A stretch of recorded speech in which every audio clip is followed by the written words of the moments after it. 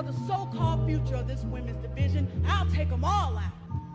Don't look shocked, because you've all been warned to proceed with. What's up, everybody? Welcome back to your favorite wrestling podcast. It is the Monday Night Wave, baby. And we back. After a break that's not a break, that wasn't a break, but it was actually aired in the last episode that it was a break.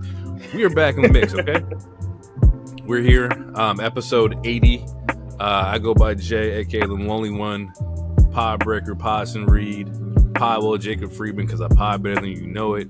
Jacob Pod 2, you know, the Pod Break Kid. We here. But yeah, we got a lot to talk about. So this week, a lot happened in this 1 week. We also have some news to talk about. We have SmackDown. No, we're not talking about SmackDown today. We have Raw to talk about. We have AEW to talk about. Just some graps in here. But before we get into that, I'm gonna pass it all to my number two, the one, the only, the Quattro. Take it away. He is a wild card. He is the king of gorgeous. He is Mr. Sexy Ass Lottery. His name is 4 letters, 1 word. I'm short. I'm bald. I can't get any hoes. I've been fighting all my life. Hero. And I am he. And I am glad to be back. And normally this would be the time where I say something weird and pass it to DT. But DT is not here. And do you know why? Why? Because DT is starting a new business. That's right, DT's rental car. You can rent a car from DT if you are in the Pacific Northwest region and over the age of 25 with proof of insurance. He will rent you out a car. I'm looking at 13 cars right now. He has more cars than you can count. Matter of fact, it's my anniversary next week. I'm going to rent me out a nice Mercedes drop top from the man himself. All you got to do is go to iDeepDown at Twitter or BLUESKY, send them a DM, hashtag rent me a car, hashtag WAV, and you will get $50 off your first rent-a-car. He's not lying, folks. That is a true ad there. Go ahead and rent a car from DT. He actually might record the video in the car with an Irish accent. He just might. What, with me? Or him? No, DT. Okay, cool. Because No. There's clips online of this black man with dreads with an Irish accent and just. Oh no, Scottish. He's Scottish. Yeah, the Scottish. Yeah, black DT. Scots. Didn't know we can existed. Do that. Yeah, did not know it existed. I ain't gonna lie, it threw me for a loop too. Because I was like, I looked up, it was a black man talking like Drew McIntyre. Yeah, I was like, bro, he sounded exactly like Drew. Dude. My head can't compute this right now.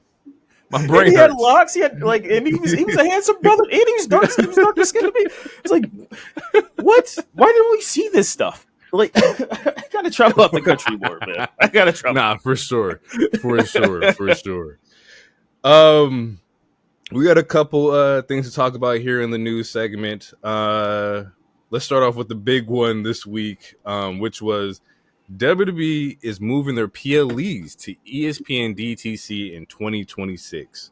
What the details of that is that if you have like cable, you have Comcast, you have YouTube TV, you have Hulu Live TV, you will get the subscriptions. You're not subscriptions. You get the PLEs for free because you already pay for the subs there. If you do not have those services, you have to pay $30 per month or $200 a year. So, no, no, not happening, bro. That's crazy. It's what makes it crazier is for the rest, like the subsection of the wrestling fan base that legitimately only watch wrestling. Like, in theory, you watch more than wrestling. You watch basketball. You watch football. Like, so hypothetically, if you wanted to cough up the $30 to watch other sports with it, then you can see it as a bargain maybe. But for someone who only watches wrestling and that's all they watch, sport entertainment wise, like, nah, that's not a great deal. And I don't want to promote VPNs or stealing. Don't get us banned. I'm not promoting if they fuck up VPNs, I'm going to lose my shit. Hey, man. Hey, Because thanks Trump. Jesus No, Christ. but I'm just saying, if someone wanted to do that, if hypothetically in a crazy scenario, I wouldn't blame you. I'm not suggesting it. I'm not condoning it. I'm just saying I wouldn't look your direction. No. But it's funny because the way that you explain this deal is 1,000 and fucking like 99% better than how ESPN or whoever broke the news, because it was the biggest outrage for about like 8 hours until, And it was their fault. yeah, and it because they worded it so terribly, So terrible, yeah. Like it made it seem like everybody had to pay $30, and I'm like, I'm not paying $30 to watch a PLE. No, hell no. Nah, man, it's already hard to do the 50 for AEW. So like you're asking someone almost spend $100 a month to watch 2 wrestling shows. Maybe twice a month, because Maybe sometimes even, yeah. they'll do Saudi and they'll do something else in the same month. Yeah, Like, that's Evolution and then Money in the Bank or whatever, shit Yeah. like that. But like you said, if you already have ESPN, if you already have Comcast, then essentially it's really like on paper, like it's really an accessible thing to where it's like, all right, you can just scroll down to channel what is it, like 35, 34 or something, and I'm like, oh, after Hard Knocks, then you're gonna see fucking Royal Rumble. So it is pretty accessible. It's a cool idea. They're getting closer and closer to working with Disney, which honestly seemed like their end game for the damn near. I mean, since I got back, so since 2015, it seems like that was their end game, to be on that Disney level. We know Disney and Hulu are about to combine even more. They were already combined it, but they're combining even more. So by 2027, 2028, I fully expect to see WWE right next to The Simpsons. We'll see, but It's I quite possible. Yeah. See, the thing is that, like, yes, WWE on ESPN is big because now you're in the league of where you want it to be. They've been trying to move or navigate with the sports world. We've seen Roman on First Take. We've seen Seth. Was it Rich Eisen show? Seth's been. If Seth retired today, he's a football analyst. It's probably what's going to happen. But we don't know how big that spot is, right? We're talking about ESPN, like we just mentioned, First Take, Rich Eisen. Like, you're not knocking anybody off their spot, so we have to make sure that or we're going to see where exactly they line up. Are they on ESPN 3, or are they going to be ESPN U, or are they ESPN 2? Like, there's so many different catalogs for ESPN. It's gonna be very interesting to see where WWE's placed at. Yeah, I mean, I feel like most of the big shows are early morning shows, and we know pay-per-views usually start 4 p.m. Western time or whatever. I feel like it'll work. Like, usually around this time, we're if it's not a basketball game or something, we're usually seeing a football rerun from last year. It's like you're watching the Chargers and Raiders. But it's football. Is WWE bigger than NFL, nigga? And I don't know if that's the case. No, I don't as of right now, no one is bigger than that's NFL. the case. It's people still call WWE WWF. People who aren't locked in. Wrestling is still as big as it is right now, and it's way bigger than it was 5 years ago, 3 years ago, even.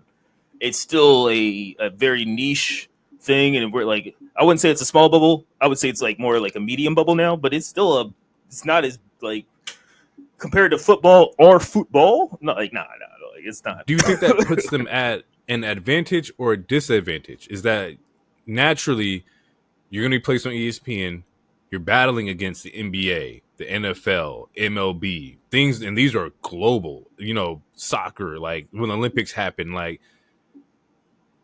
not saying WWE knows what they can tolerate, what they can handle, but could you possibly bite off more than you can chew by integrating with those sports instead of staying in your own lane? I mean, only time will tell, but I think this was their goal. They're trying to draw in more people. They want to, even though it's still sports entertainment, they're trying to relay heavy on the sports part as well, just as much as the entertainment part. Again, as we said, it's getting bigger and bigger to the point where Stephen A. the last couple years is like, you know, I could be a manager, or, you know, stuff like that, like interacting, Right. like it's becoming more and more popular. Like, all the like every NFL game, you know, like besides the Jaguars, you'll see a WWE belt. You know, we're seeing them at college games. You know, they got the NBA belts too, with, you know, Tyrese, and so I think this is where they want to be. And especially when, like, we're still going to get stuff on Peacock for a couple years. Like, it's not, Peacock isn't completely disappearing once this deal takes place in 2026. And then Peacock as far will as have the library. They just won't have yeah, the PLEs. yeah, okay, they'll still have the library. And then if you're international, you can still watch everything on Netflix. Netflix. So you guys are eating good. You guys in France or Gucci, like everybody, like you guys are great. So you could like, it's almost like, man, what if we had all these different streaming services and put it into like one thing, right? But we don't call it cable. We call it, I don't know, cable. And then, you know, everyone could just watch it. That's you know? it's going right back to that. What if we had it was like a digital box where you can just flip through all of them at the same time? Yeah. That'd be, what's that? Cable. It's the same thing. And the thing is and it's funny because, like, I don't have cable. Like, I don't have Comcast, and then, like, I strictly rock with streaming services. So, and there's a lot of people that move just like that, right? You don't have Comcast. Like, to be honest, you don't really need cable because why? Like, so in order for them to, well, not in order, but the fact that they are going to just, you know, live TV, cable, Comcast, it's like you're rolling the dice. It's a crazy risk, but it can also be a crazy reward too at the same time, especially getting $30 for, you know, the sub. Like, that's more money in their pocket. And you can only imagine that they're probably going to partner that with like a UFC event or something like that as well. You might get whatever happens in Vegas for next Mania. You get the fight and the PLE and XYZ. Yeah. Speaking of disadvantages, possible rumor that we heard here is that TNA is being talked about as far as like going head to head with AEW on Wednesday. I've seen both the fear mongering, and I've also seen both like, this could work out for them. I just tell you right now, don't do it. I don't think it's a good idea for them to do that. I don't either. I don't even know where this idea came from, other than Meltzer, to why like they would want to go on Wednesday.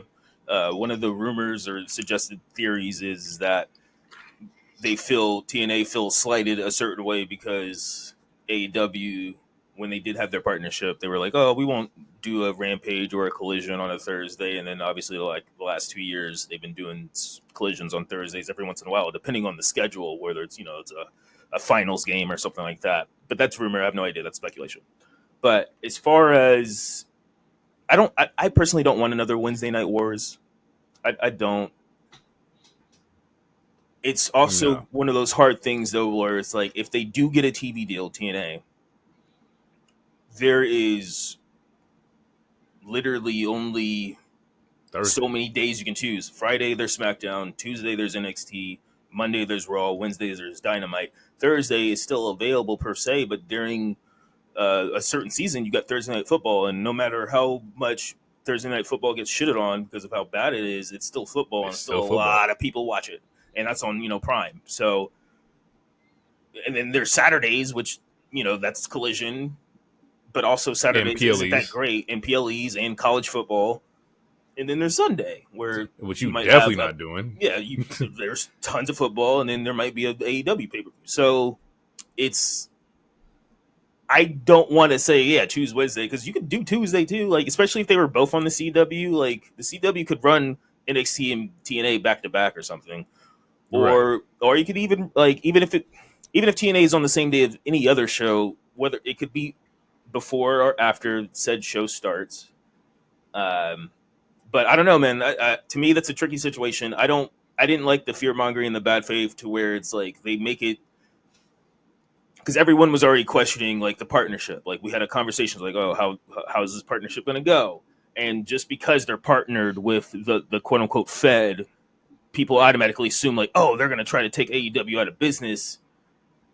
in reality, I don't think anyone wants to see their friends, because again, all these wrestlers are friends. I don't think anyone wants to see anyone lose their job, or anything like that. And AEW is not like some startup. It's backed by a billionaire. Like I think they'll be fine. Like as long as TK wants to put money into it, they will be fine. TNA is getting more popular, but it's like, I don't know. They're not backed by a billionaire. Like They're not. you Yeah, can't. they're not. You can't. They got the partnership. You know, they got the partnership with the E, which is helping, but they can only help so much unless they bought the company. They can only help so much. And so that is the critical component. There is that if they bought the company, and I don't want that to be the case. I think that if they put them against AEW Wednesday, it lowers the value of TNA. WWE buys TNA, and now we don't have TNA no more. And now more people are out of jobs because WWE can't absorb the roster of everybody. So it's like this partnership has to maintain its strength and be where TNA is healthy. Put them on Thursday, let them do their fucking thing. Because the moment you put them on Wednesday and they are not going to win that battle, people lose their jobs. WWE monopolizes and swallows up another company, and track record here, it doesn't look good. You know, ECW gone, WCW gone, NXT UK gone. Like anytime they absorb something, it just disappears, and that's just erasing history, and it just becomes part of the catalog. So TNA should stay where they're at. Do the Thursday. Like I said, I also like the idea of Tuesdays. Maybe shit, I don't know, man. Figure something out. Like, yeah, I mean, I think the CW really they really love having NXT on their show. I wouldn't be surprised if like the pitch, you're in a board meeting and it's like the pitch is like, we work with TNA. You can see Trick Willie on this show and this show. So just pick up the show, like type of thing, where it's like, you're still going to get the same stars or whatnot. I wouldn't be surprised if they go to CW. I think WWE has their hands in a lot of different baskets at the time too, because it's like you have your own shows, right? We have Raw, SmackDown, NXT every week. Yeah, there goes those resources. We have now TNA. I got to drop some resources over there. We also have to do AAA. I have to drop some resources over here. Like their hands are just everywhere, and you can't focus on everything at the same time, right? At some point, God forbid, knock on wood, an absorption will happen. You can't, bro. Like there's no way you can control 5 different promotions, not even including WID, Evolve. Like there's so much shit going on here that like somebody's getting shafted. Somebody's getting the short end of the stick just because, and it's not their fault. So, yeah, I think you do something with TNA and NXT like they've been doing, but I just don't know how you step that up to like the next level. Yeah, I mean, it really just depends on like where they're going to get their TV deal at. Like, who wants to pick them up? Who wants sports based, or who wants wrestling on their TV? Because not a lot of companies want wrestling on their TV like that. Exactly. Otherwise, it's Fox niche, like you said. It's niche. Like otherwise, Fox would have kept SmackDown, or they would have picked up AEW, like Swerve was saying in a video. But I don't think Fox. Well, shit. I mean, they picked up Eric Bischoff and Hogan's thing, but that's supposed to be it's supposed to be like legit wrestling. So who knows? I don't know. So it really depends on what network or station like even wants to pick them up.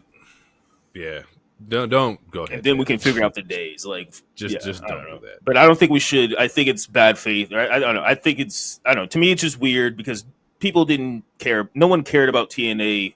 It reminds me of the Bane quote. Like no one cared who I was until I put on the mask. Like niggas didn't care about TNA until they started partnering with the Fed, quote unquote. And then now they're getting hot, and now everyone's like, oh, they're trying to blah blah blah. And it's like, honestly, I don't.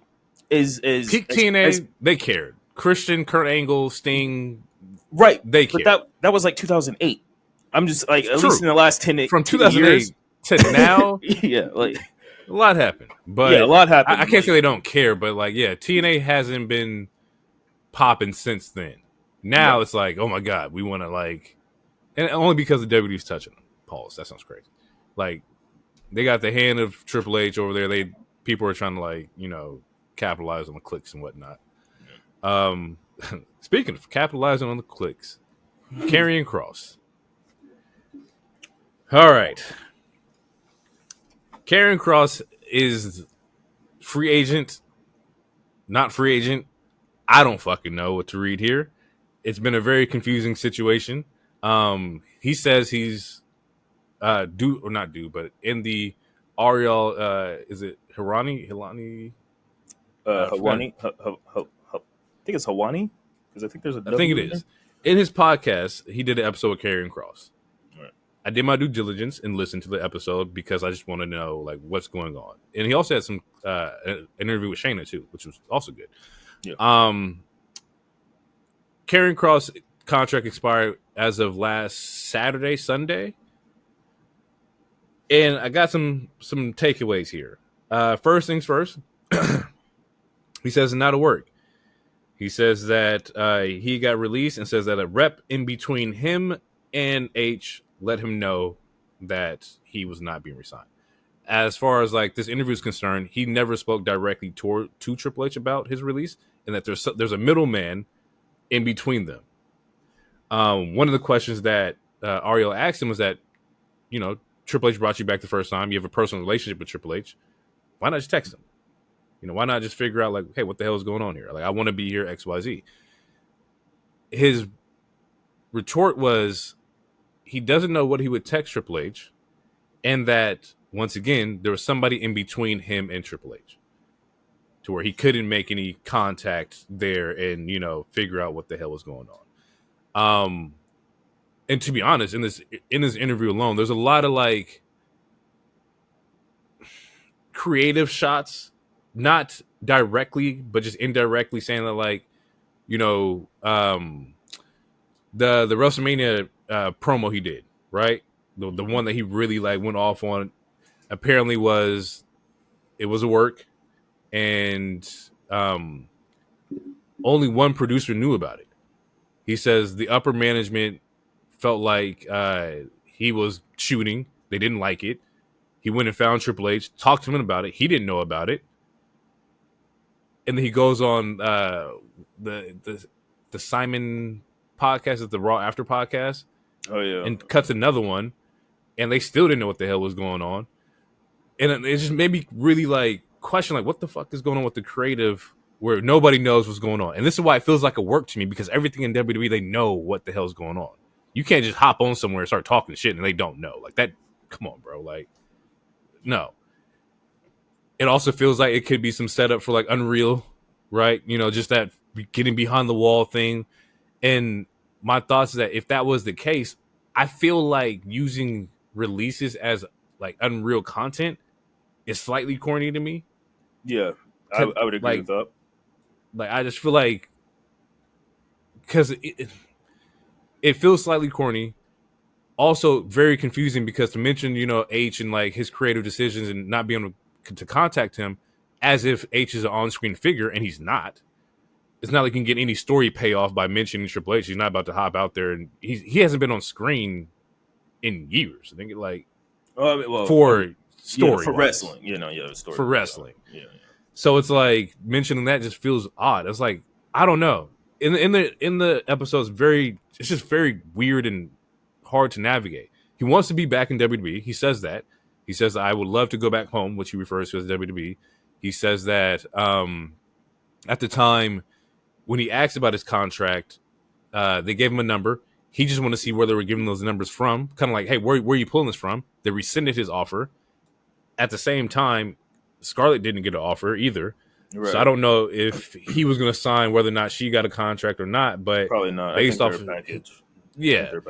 off his information, is that like they rescinded the offer once he asked them to prove how they evaluated him. Yeah, it's very, very interesting, and a lot of brain work for somebody that personally, and I'm sorry, I don't give a shit. Like, I don't give a damn. It's too much brain work for Karrion Kross. Yes. I'm glad you said that, bro. Because I don't want to be insensitive, and DT isn't here, and I like Karrion Kross, yeah, but for sure. But we have to keep it a buck. Like, as far as this situation go, I don't give a shit either.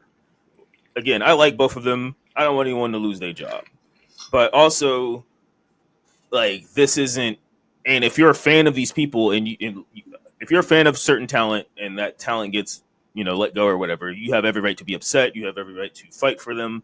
But as far as like trying to hijack shows and trying to like get all these hashtags for someone who, at least in my opinion, is just it's not like it's Roman. It's not like it's not like it's a Seth. Like it's not like it's a AJ Becky Styles or and that's I mean this as respectfully as possible. And it's and he's gotten the opportunity. So like he's gotten plenty of opportunities. He had a feud with Sammy. Those matches were not that great. He had a feud with AJ. That matches were not that great. Like he doesn't if you the fact that people can't even name one of their favorite matches is very telling to me. As far as are we just being outraged to be outraged, or like do we legitimately like this person, like this character? I like the character, I like the person, but also literally 2 years ago he was one of the prime engagement wrestling tweets where it was where they're posting the clip of Adam Cole fucking barring him up. That used to be a clip every first of the month. He used to be a joke online. I used to call him QAnon Cross based off of some of the stuff he during COVID, some of the stuff he liked and some of the stuff he said. I was people used to rag on him all the damn time, and then all of a sudden something flipped where everyone wants him. That's fine. He naturally got over. That's great. But it takes more than doing a shoot promo to be the guy.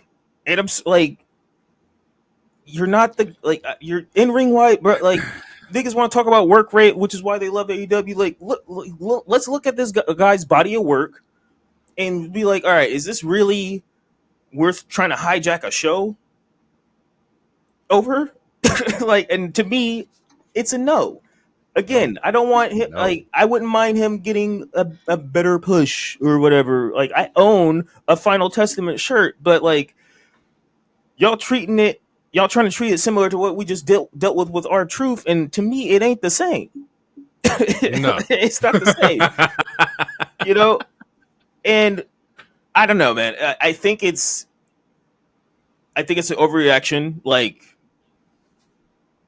And I also agree where if this was a work, who's this work for? Because all you're going to do is going to piss off fans if this is a work. Mm-hmm. And I will give you one up. It's not just corny. I think it's bad taste to use releases for storylines.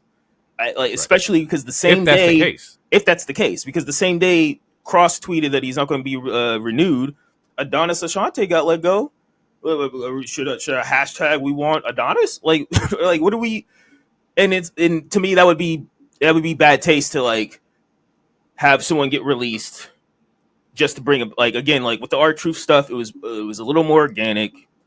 As far as them people wanting them back, but we also live, and I hate that we live in a capitalist society.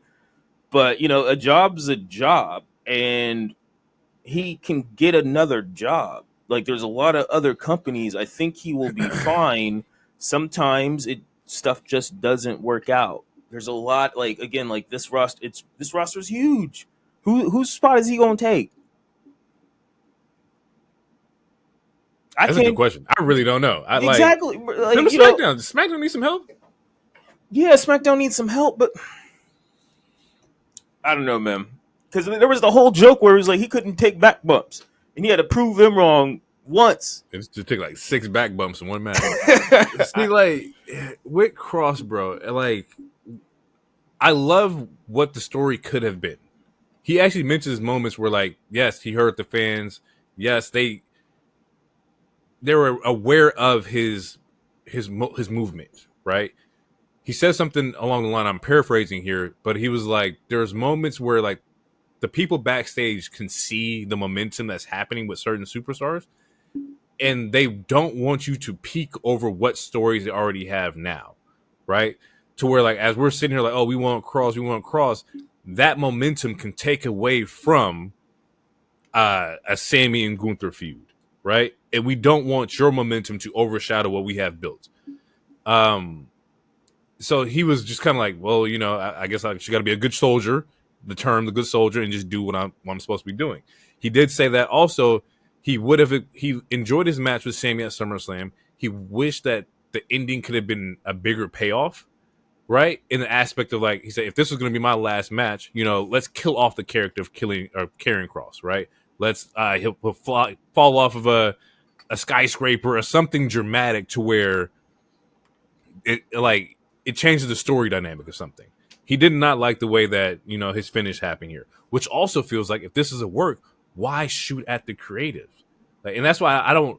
It makes zero sense to do that. And I don't think it's a work, but it's like it's hard to tell. Like I said before, it's too much brain power for a Karrion Kross. Like I'm sorry, it just is. Yeah, like I don't think we need to play the Riddler with this particular character.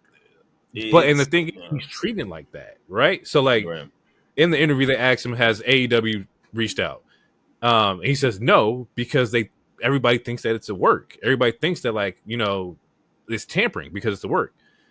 And in the interview, he didn't give any significant green lights to make it seem like it was not a work, right? So he spoke about, like I say, he wants to go back. He wants to stay with WWE. And AEW's right now, it's kind of in the field where they're not grabbing people who want to go back to WWE. Like, if you've noticed, the past 6 signings haven't been anybody from WWE. It's been, TNA or ex, international stars and whatnot. Right.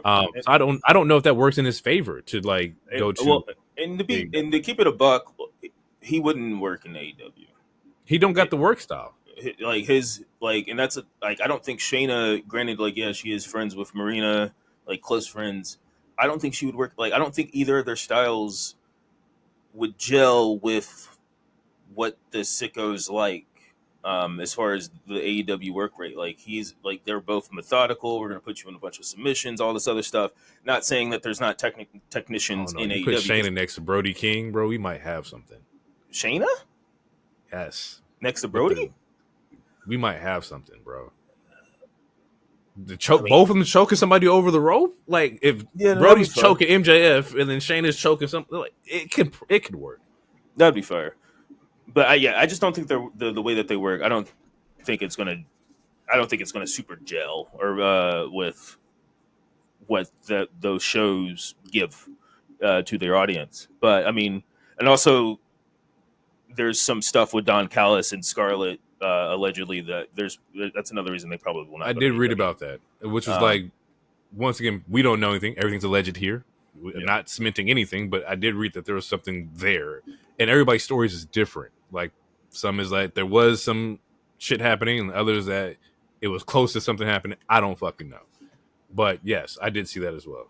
Yeah, but I mean, they did get a bunch of other they did announce that they are working at least there's 5 indie shows that they're working somewhere. I think obviously conventions. They weren't shows. They weren't. Oh, the conventions. They're conventions. He said that the indie promoters that reached out said that the price that they were asking was extremely high. Right, and then people started to shit on Cross, and it's like, you guys already turned on them. All this support, you already turned on them because his asking price might be too high. Wrestling is a very tough business. Now, I don't know if he's asking Beyonce numbers. I don't think he is. But, if you want the new hottest free agent, you gotta pay up a little money. It is what? How much are you paying to get Karrion Kross on your show? Me? Hey, not a lot. It depends on what we're booking here. But he can work a GCW show. That's Bro, have you seen the clips that they had New Japan clips, and the New Japan crowd was upset? You know how mad you gotta be. You know how bad you gotta be to have the Japanese crowd mad at you. They love everything, bro. Yeah. If New Japan was nah, bro, we don't want you. That says a lot. And once again, speculation, allegedly, just kicking the shit here, maybe not true at all. But I don't know, man. I don't know what's in store for Karrion Kross. I have no idea. Yeah, man. It's just a rough time for him, and he'll be fine. Like you said, somebody's gonna pick him up. TNA's right there. Yeah, honestly, I think Evolve. TNA would be the best fit for him as far as like because he is good on the mic. Like they are good at like their character work. Both him and Scarlett is good, and they can use another good heel on their roster. Shit. So I think NXT could use some good men workers. yeah, yeah, but I mean, nah, because he just because again, like if you want to, you don't want a repeat of that Adam Cole clip that people like to post, like From Javon Evans. Javon, his young ass, he called him Goofy, and Oba. it's over. Oba bar him up. Trick Willie when he called Cappuccino Jones sick Williams or whatever, bro. you don't nah, bro. I don't think he wants that on the mic. I don't. Yeah. I got two side tangents, just real quick. Today was the AAA show, right? Yeah, that's happening right now, live right now. Why'd they bring Almost back like that? Why that spot? Why that spot? You know how mad I am? Everyone else That loves nigga, it. I don't know. I know. Everybody was enjoying it, but I'm sitting here like he was in Japan getting a big buzz. And he come back out of like a year, maybe year and a half hiatus, right? We ain't seen Almost on TV in a minute. Yeah. But to see Almost come back, and he got the little man, big man spot, and just boots the hell out of this little man, this little person, and then military presses him like this is some Austin Powers film, bro. Like this is some fucked up shit. Not, I'm joking. This is all me just making fun, but it's like God, this is the spot we're bringing back for. We had Royal Rumbles, we had Andre the Giant Battle Royals. This is it, and he's taking like a champ. I mean, he won the trophy or whatever for that the Battle Royal that he showed up at. Shit. Yeah. I mean, he got a good pop. The moment that you talking about was hilarious, at least according to online. I mean, I saw it. I was like, all right, this is wrestling. This is, It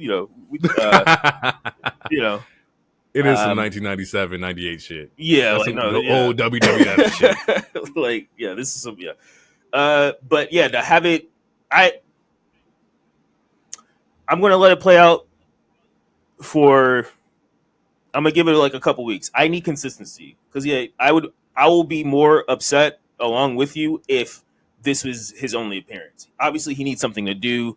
We have not, like you said, we haven't seen it on WWE TV in a very long time. This is our first glimpse of it, and it's in AAA. Yeah, he needs to be consistent. Like, does he need to be wrestling every week? No, but we should. The fact that like they brought him back from Japan right before the Rumble, and he wasn't even in the Rumble, and then we literally have not seen him. What was that? That's in January. We haven't seen him until now, and that's not his fault. It's not. It's fucking all because during his he's been ready. He's not injured. Like during his Christmas, he's like, I'm just waiting for them to tell me what to do. You're doing Cologne vlogs. Like he's been active. Yeah. Yeah. So I just need some consistency. Like if he's going to be a AAA like a mainstay or something, a frequent guest, then let's do that. But I don't like the waiting every 8 months to see a dude, like, yeah, especially when people want to see him. Like he's an attraction for a reason. Like, right. So you don't just bust out this attraction fucking twice a year, So yeah, make him more consistent. Keep him in AAA. Then I don't care. Have him NXT. The fact that we haven't got him versus Oba is criminal. He's not even in TNA. You tell me Almost is not good enough to be in TNA?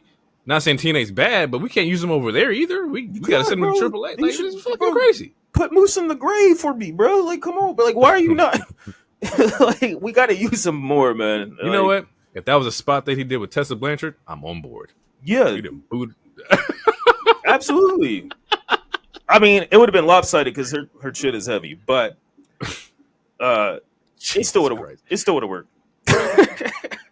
Keeping it in the realm of consistency, my last tangent here is this week on SmackDown, which we're not reviewing because SmackDown was ass.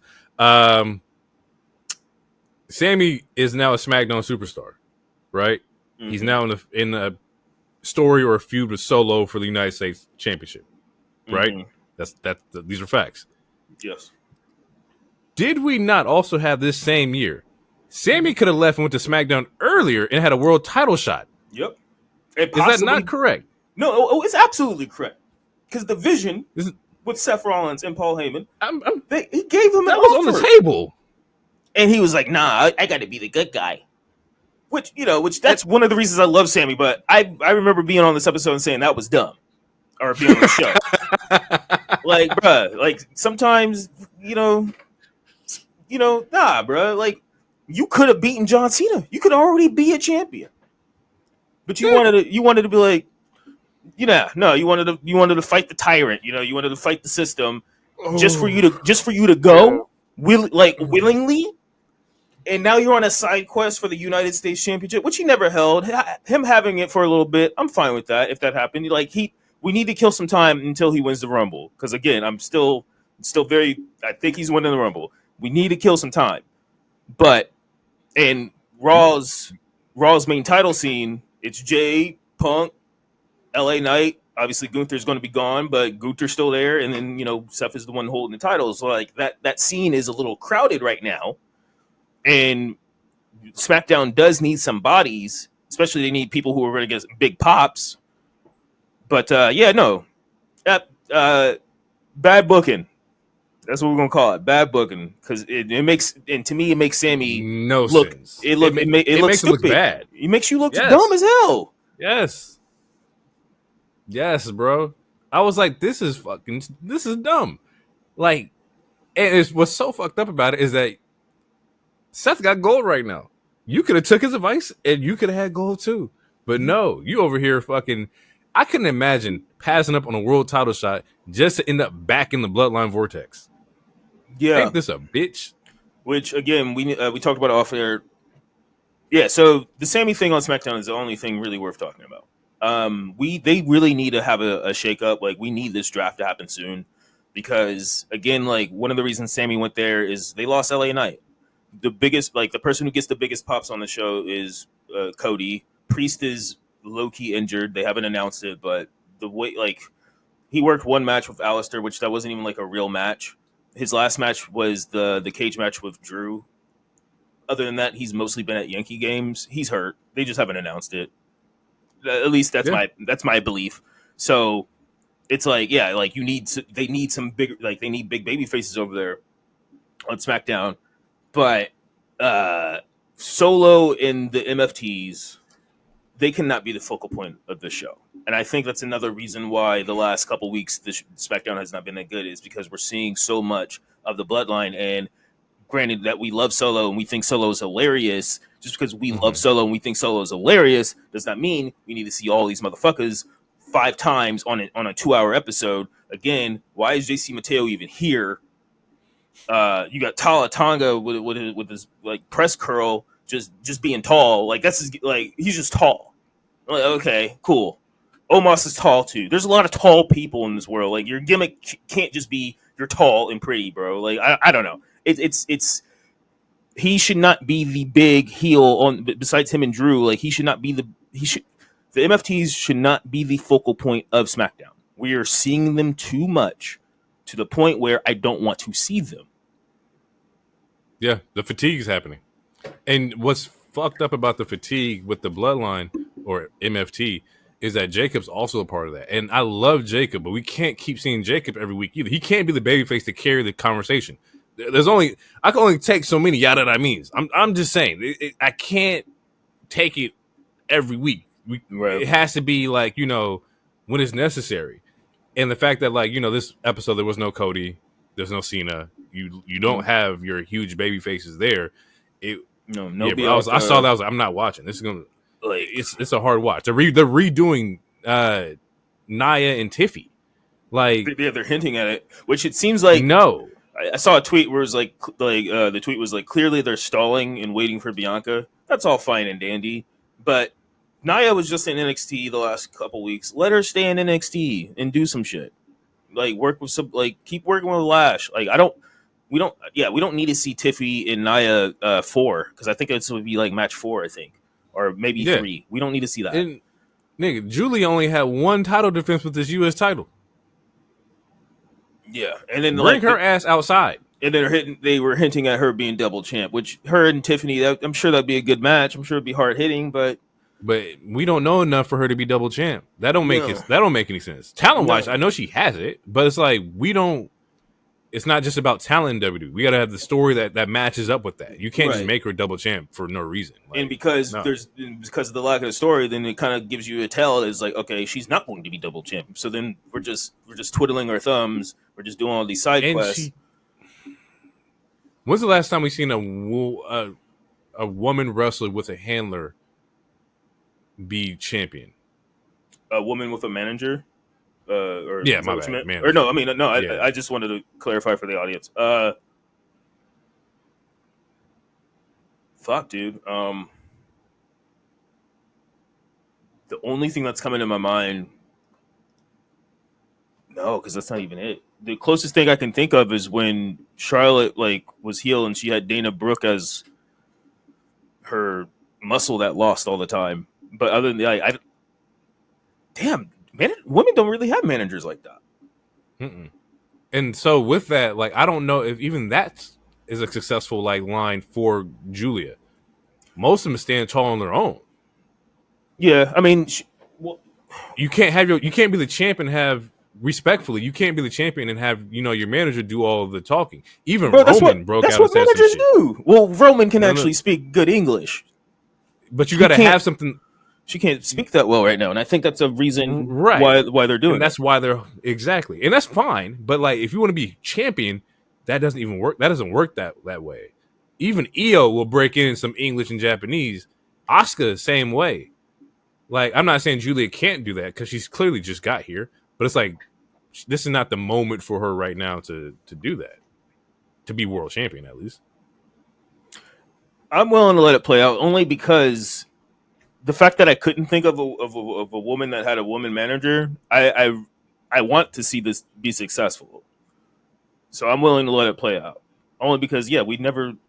I'm sure it's happened, but I can't think of. I can't think of anything. So I want to see it be successful, and also because since it's a 2-hour show, people can only get so much time, and I'm sure Kiana will. I'm sure KJ. I'm sure she'll get in the ring at some point. But if this is the best way to use her talents at the moment, and Julia she's still working on her English. That was one of the reasons she didn't want to leave. She didn't want to leave in NXT so soon because she wanted more time to practice. And I think Stephanie Vakir said something similar. History tells you, Paige was a manager for. Was it? Okay. She was a manager with what's her face, Mandy, right? They had their squad. And she was manager for TCB or the. She was manager with them. We saw what's her Sonya Deville. Sonya, and she was a manager. It does not work, bro. Yeah, that's why it don't got a hit rate. It got to be successful at some point. I don't know. It got to hit at some point. Someone got to succeed. All right, we spent a lot of time in there. Let's jump into Raw. Which I don't think there was anything too insane that happened in this Raw. I feel like we had some good story moments here, but nothing like, oh god. Actually, the Io Roxanne match was fire. Hate the way that it ended. That's just me though. But great fucking match here. Right. Okay. It's also since confidently I can say Io is the best wrestler in WWE. Period. Hands down. I don't think nobody right now is out beating Io.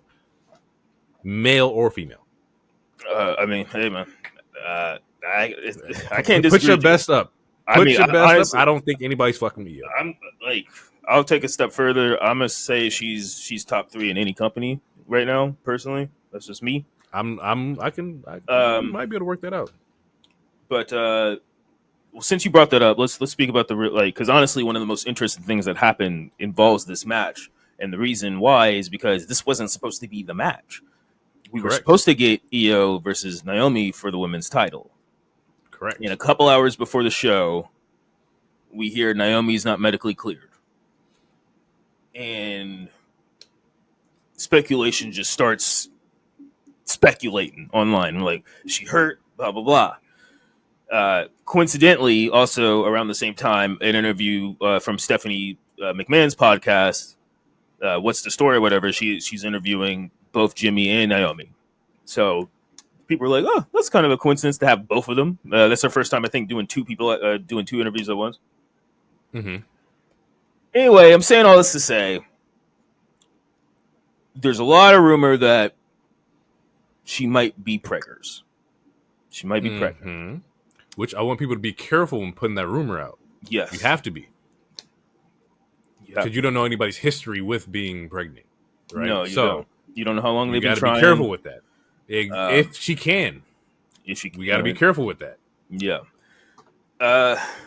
So we'll see. It came out today that she is going to address us next week. If it is that, congratulations. If it's not that, I hope it's not fucking too serious to where she has to vacate a title. But that honestly, that's kind of like one of the biggest stories this week is what's going on with Naomi. Because it was, most people, they don't miss weeks, right? You don't just miss, not when it's booked, right? We were like, okay, it's going to be Naomi, EO, cool. Yeah. I'm going to let her tell it, whatever it is. I'm just going to be here for the ride. We'll be here on Monday and go from there. But I would hate to see her vacate the title when she's at her peak or she's going the fuck off. Like, I would hate to see that. Yeah. So I talked to DT about it and I talked to my wife about it. And selfishly, you better not say what I think you don't say what I think you're gonna say. The best way to put it is what you just said. Because to me, she's at her peak right now. This is what Naomi fans have been waiting for. If you remember when they signed her back, and before the big three linked up, people were like, they signed her back for no reason. She should be a champion. All this other stuff. And you fast forward, we get one of the best heel turns. We get a cool music. We get the cool moment of her dad playing her out. We get the cool cash in. It's only been 3 weeks. And if you have to vacate the title, it makes me upset. But if it's for something as glorious as what it might be, quote unquote, then I can only be happy. But as a fan, I'm like, I just needed fuck you to. Them kids. You's an asshole. It's not fuck the kids. Asshole, just wait. Jesus Christ. But then again, like you said, and like DT said, we don't know what they've been doing in the background. We don't know how long they've been trying. They could have been trying for 2 years, and if finally it had. If that's again, we don't know. Big if it's true, but we have no idea. It could be hey, my knee was just busted or something like that. I think what's tripping everybody out is that there's no word. There's no leaks. There's no blog. There's no Meltzer. There's no SRS. Nobody knows anything right now. And which is good. The people who do know something are it's going to be her time to tell it. I think they asked Nat about it. Yeah, and Nat was it's her story to tell. She just needs time right now. And it's God damn. So hopefully it's nothing serious. Right? Yeah. That's nothing medical, nothing like that. I just want you to be A-okay. Whatever it is, we'll be here. Getting back to Raw, though, it kicks off with Punk and LA Knight, which I was sitting there I kind of want them to do this more often. Them two going head to head, it's good for TV. Two talkers who can handle and dish shit out one by one or one-on-one. I'm cool with it. However, this turns into a tag match later because but the Bronx come out with Paul and he says, you're 40, he's 47. You guys combined are 100 years old. And I'm he throws insults like a fifth grader. It's Jesus Christ, just go spear somebody. It's the Steiner in him. It's literally the Steiner in him. Have you ever seen clips of Steiner talk about Samoa Joe and TNA? He's fat, damn it. He's fat. Yeah, it's like it's not even burns. It's just like you just saying shit. Like he's old. He got ARP. It's like You okay, just lodging factual statements as if they're insults. Like it's like Bronson Reed like taking CM Punk's shoes and be like he got insoles in these bitches. It's like okay, he old as hell, bro. He need heel support. Like shit, man. I don't know. Like I put a lot of pressure on my heels. I have what is it?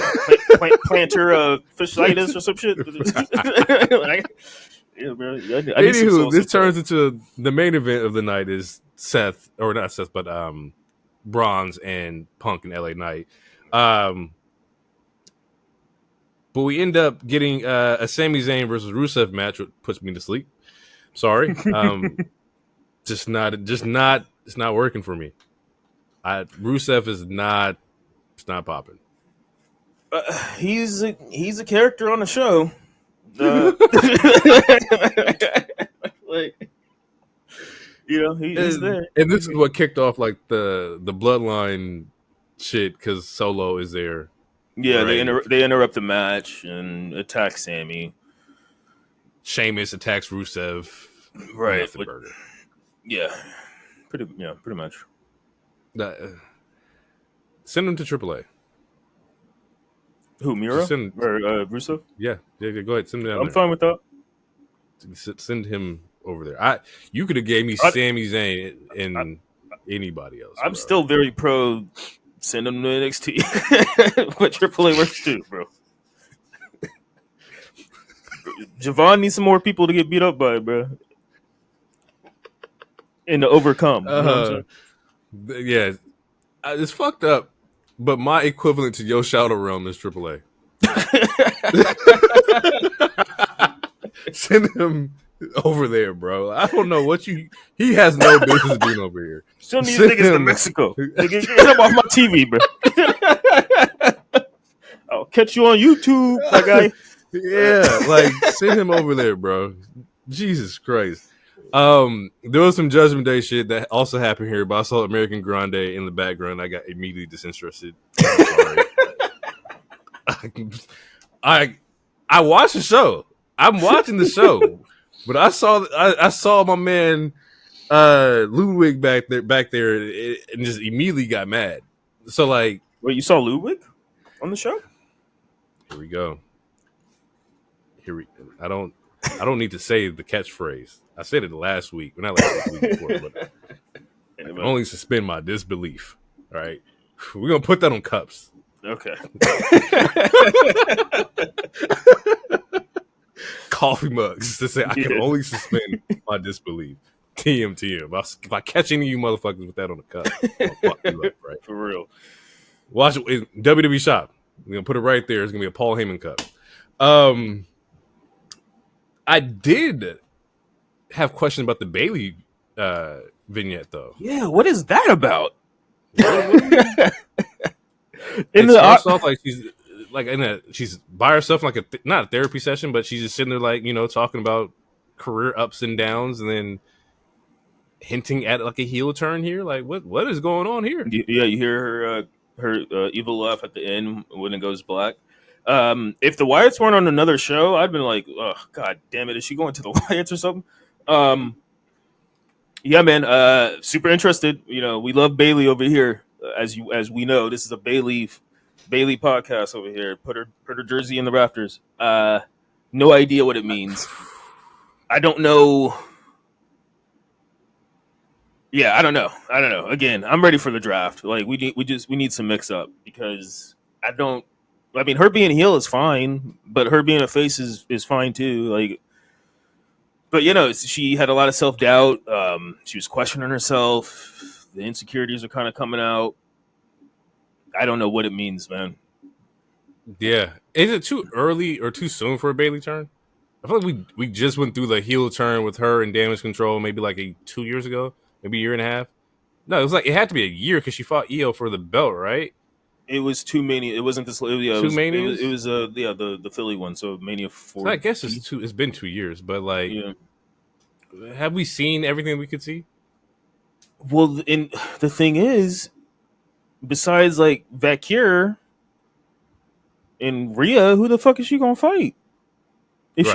she turned heel, like, and it seems like Asuka and Kyrie might be turning heel. So yeah, again, I just think it's just time for a shakeup. I mean, maybe I don't.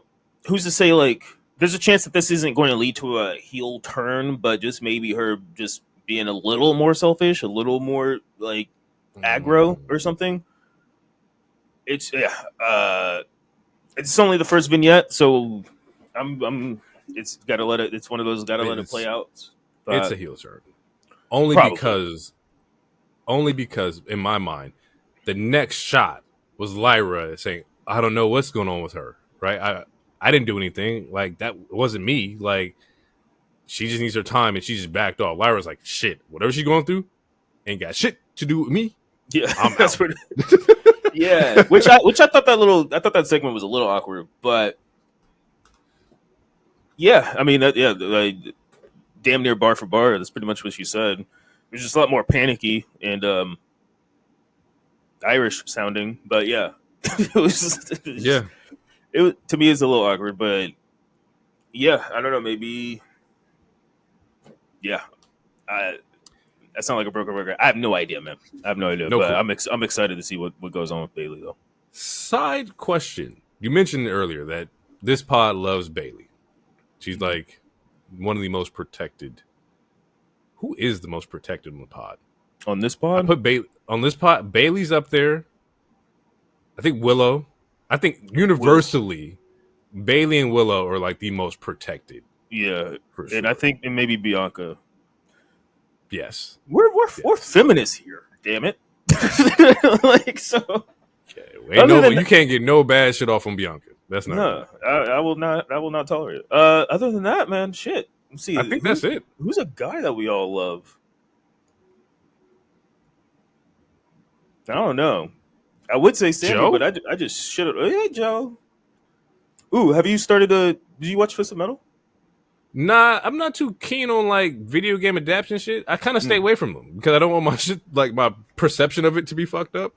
I heard like they did like the Halo show. He took his helmet off and people were disappointed. So I was like, Yeah, and Master Chief had sex, and they were like, "He's not supposed to have sex. He's a Spartan." Like, I'm like, I heard Fallout. in did my good, head, I heard Fallout was good. I think that one's different because Fallout, like, your character can be whoever it is. Like, you can Right. make whatever the main character is, right? So that one is fine. I haven't watched Twisted Metal though. Twist Metal's good. First season was good. I'm on the second season. It's good. Joe, even though he doesn't do like he's good. Even though he doesn't actually talk, like his body, like he's an actor. Joe's great. Gotcha. Joe's great, and it's a pretty good video game adaptation. It's because like similar to Fallout, where it's like Twist Metal is just a hodgepodge of a bunch of characters with crazy ass backgrounds, but like true. none of them, like shit. But yeah, anyway, that was a small tangent. We'll see. We'll see. I might check it out. Wait, so does this mean you're not going to see Street Fighter then? I feel like no. I feel like we got to watch it for the pod. Oh god. we have to break it down scene for scene for the Oh, pod. I can't do that, bro. Because if Roman ruins my favorite fighting game character of all time, I will never look at this nigga the same, bro. I'm sorry. Like, Akuma is like near and dear to my heart, and the fact when I saw Roman play it, I was like, "Fuck!" And then immediately, like 3 weeks afterwards, they show the clip of him in the Eddie Murphy movie with Kiki, and everybody's like, "This nigga's just doing bloodline faces," and I'm like, "Fuck, they're right." I can't see Akuma doing bloodline faces, bro. I lose my goddamn mind. Like, Do you think he keeps the beard? Does Akuma ever have a beard? In any of the there's some adaptations? iterations. There's some iterations with Akuma with a beard. My thing is, if they turn the uppercut into a Superman punch, I'm gonna spaz the fuck out. I'm gonna spaz the fuck out. Bro, If I see a Street Fighter uppercut turn into a goddamn Superman punch and it's against Cody Rhodes, I'm gonna spaz the fuck out. Bruh, you know we're gonna get a Superman punch and we're gonna get a Crossroads. Crossroads on like it's gonna be a Crossroads, not on like a main character, but it's gonna be like the intro scene where you see Guile for the first time fighting somebody on the streets. It's gonna be a Crossroads. It's like, Jesus, bro. This is bad. This might be as bad as like the Borderlands casting. Oof. Okay.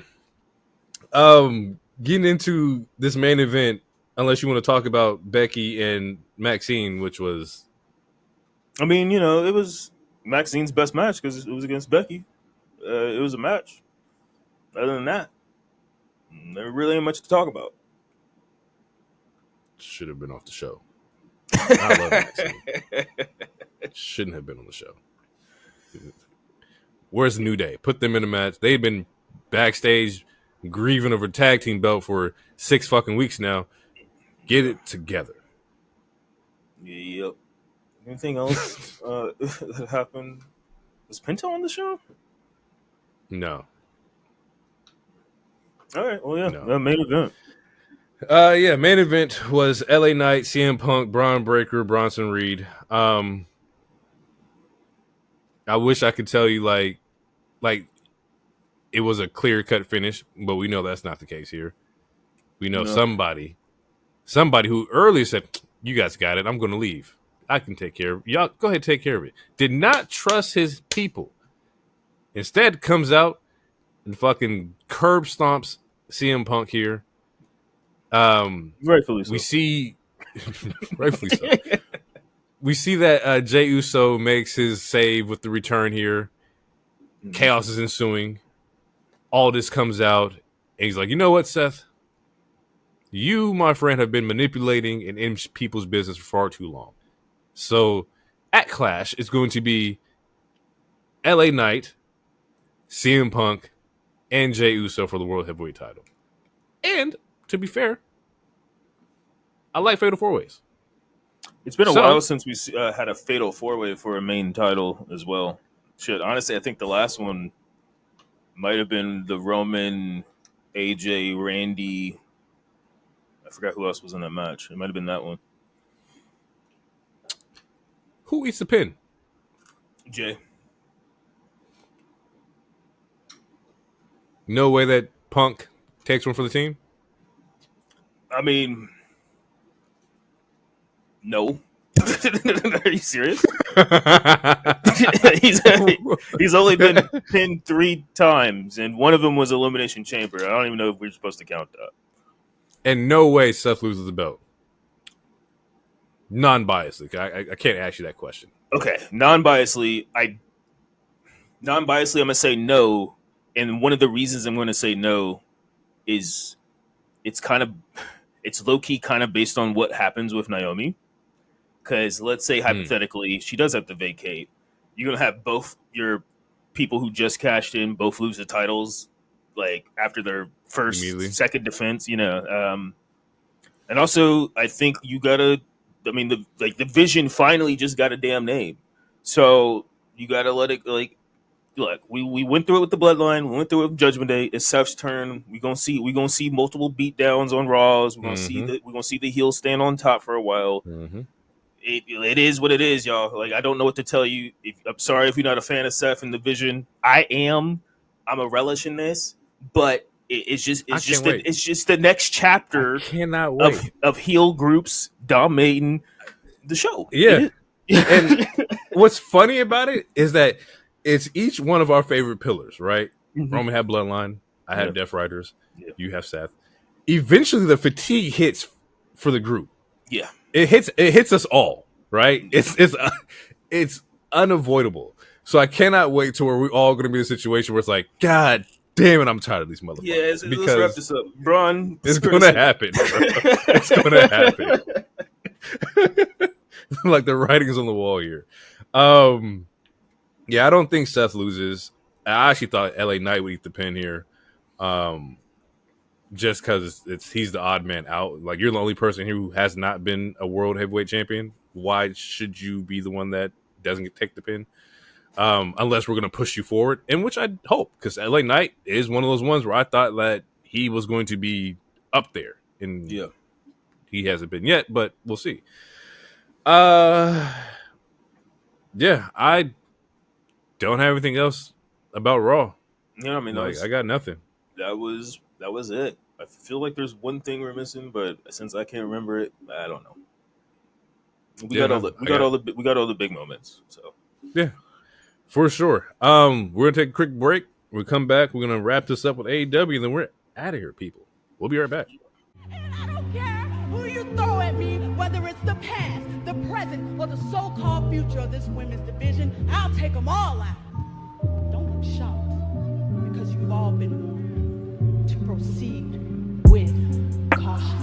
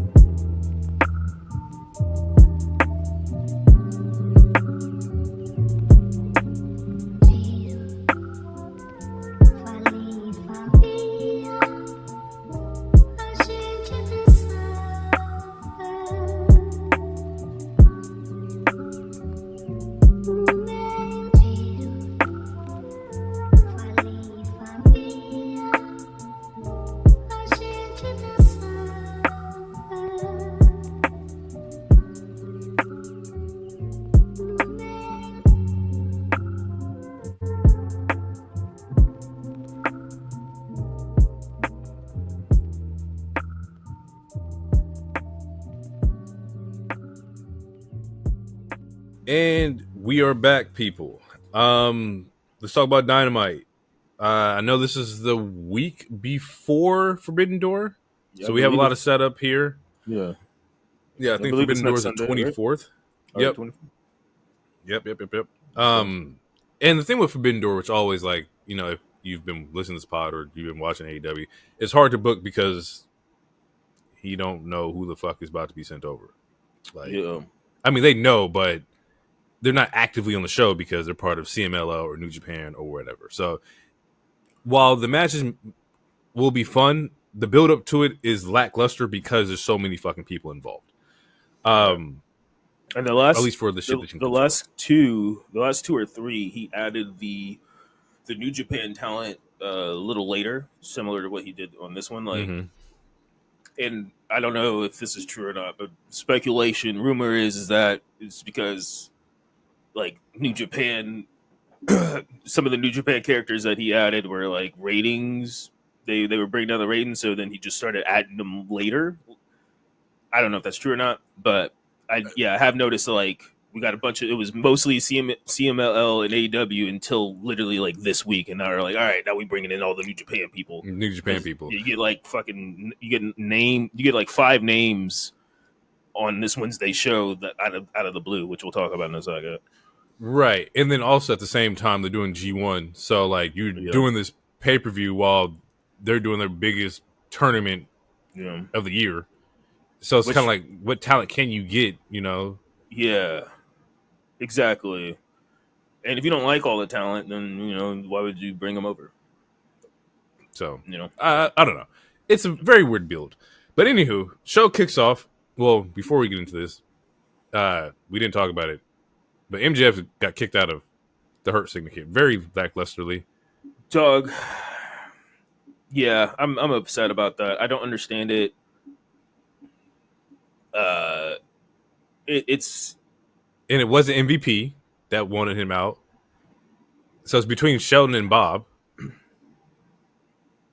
Well, no, because didn't MVP finally come back and said you're selfish? All you said was I, and not we. Right. I meant more so with 3 thumbs and two out of 3. No, just outside the show. From what the rumors or blogs were saying was that, like, it didn't come from MVP that he wanted to. That MVP didn't want MJF out. It was from one of the other two, between Sheldon or Bobby, and they were like, you know, just get him out of here. And not saying that I cannot see either one of them saying that. But prior to MJF coming to the Hurt, Shelton got a lot of goddamn time. We have not seen a lot of Shelton. And personally, I would like to see a lot of Shelton. Yeah, Shelton. the Hurt Syndicate isn't even on this show this week at all. No, and I think Forbidden Door there. I think they get Bandito and Brody is the match that I think is about to happen. But yeah, I want to get back to like that. I understand the MJF thing did end early, and I kind of wanted to see where it was going to go. But I want to get back to what the Hurt and them doing their shit. It felt like because MJF was a part of their story, or was a part of the group, his story was kind of overshadowing Hurt and what they do, which is hurt fucking people. Like, that's their thing. We don't need to have MJF in the group for that. Right. Well, honestly, I think that, to me, that was part of the reason why eventually they would have turned on him. Like, the whole thing is, like, we waited. They went through a thing for, like, a month or almost 2 months of him trying to join just for him to be kicked out in 3 weeks. And it was very, very non-climactic. Yeah, like off-screen. I don't like you anymore. You're just... blah, blah, blah. We don't need you. Thumbs down. And the week prior, you just get the Shelton. He's like, hey, man, you gave me a fake-ass watch. You didn't think we was on to you? Thumbs down. Like, it's so anticlimactic to... Right. And, like, the MJF trying to join the Hurt Business, that was my favorite thing on the show for the fucking, like, 2 months that it was going on. And, I don't know. So, for me, I'm very disappointed. And I think you fucked up by, like... Not fucked up, but him getting the contract. Like, you can't do both, right? Either you're going to go for the world title in the group and we're going to help you get there, or you get this contract. You can't have both. Like, that's like, I don't know. I think that's the thing. I think they could have had both. Seth Rollins has 2 goons while he had the briefcase. Like, I don't understand. I don't know. I just don't understand any of it. Like, I don't know. You and like, me both. who? I'm right there like, with you. Yeah, like, and then I'm like, I don't think we're the only 2, but like, I don't know, man. It had the storyline, as I've said before, it had a lot of legs that they could have ran with, and the fact that this only lasted for like 2 months with no real payoff is really, I don't know, man. Yeah, I don't know. It's disappointing. MJF also currently has his hands in too many different pots, right? Yeah, he's CMLL world champion, light heavyweight, like, I believe. Or yeah, he holds the belt in CMLL, so he's over there. He's doing the rivalry with Hangman right now. He was a part of Hurt Syndicate, so it's like these moments where he's out there by himself, Hurt's not there, right? And so even for story purposes, that doesn't even make any sense. No, right? It doesn't. He was beefing with Mystico while he was still in Hurt, and Hurt was nowhere around except for like the show in Portland. The ones that are over here, but over there, you didn't really see anything. I just think that he had too much going on. Like, what's the story here? Or are you with us, or are you doing MJF things? And I think that's also what kind of like played out on screen too, because MJF was like, everything's been about you, or not MJF, but MVP's been like, everything's about an I. It's always I have to get the belt. I need to do this. I need to do that. It's never about the group, which is cool. I enjoyed that promo. I also enjoyed the promo inside that same promo. MVP was like, and you know what? I'm kind of glad you don't have the belt right now, because if you did, Bobby's coming after you. And I like that. I like the idea of like, it's a small foreshadow. I like that Bob is the threat here. Like, that's what the whole intention was that, oh, Bobby's here. He's the fucking pain bringer. Like, and I guess like with MJF, he kind of felt like that maybe watered it down a little bit. Maybe he wasn't the star of the group. I don't know, man. Egos need to be checked, because that could have been like what they had on their hands could have been a really good ass storyline, to where you could have made MJF a face again, like a natural face, or like just as natural as when they did the Better Than You, Baby. Like, we could have brought him back after like all, like, I don't know. Again, like they had the blueprint. They could have, if they wanted to, they could have low key just copied the fucking Sammy Bloodline story. Like, they could have done a lot of things. They could have, would have, should have. They could have done a lot of things. I just think, I think it's anticlimactic. maybe there was egos involved. But the thing that doesn't, like, Bobby and Shelton are in the tag team division, so, and he never tried to go after the Death Riders at all. So, like, to me, it doesn't make much sense that he would say Bobby's going to come after you. Besides the fact that obviously there's animosity, but like it was so rushed, it was so forced. I feel like we missed 3 filler episodes, and now we're at the like. It's like what is going on? Like sometimes you gotta watch a filler episode. Sometimes you need to see the character fucking development, you know. And I just feel like we missed all that. But then again, you know,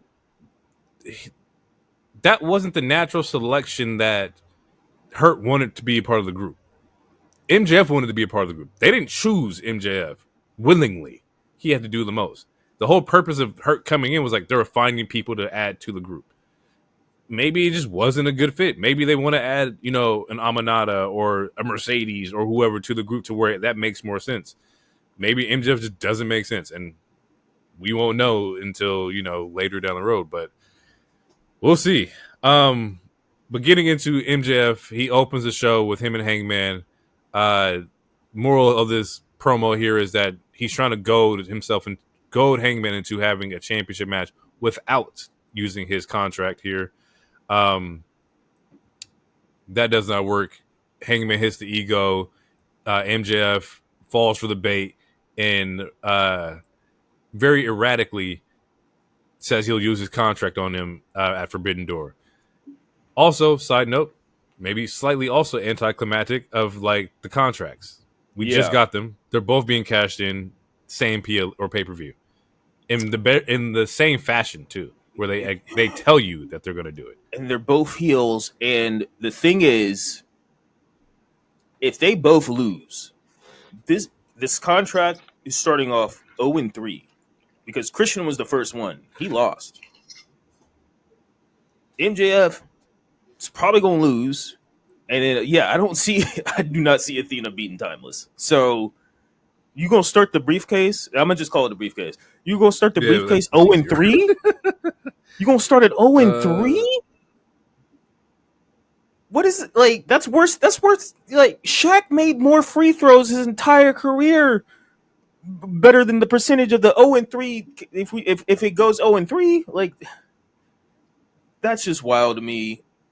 I liked the idea of him getting a match without using the contract, because if he would have lost, and let's say he still had the Hurt with him, let's say he loses clean against Hangman, Hurt comes out, they help it, they beat him up because the match is over, then he cashes in, then he could win the title.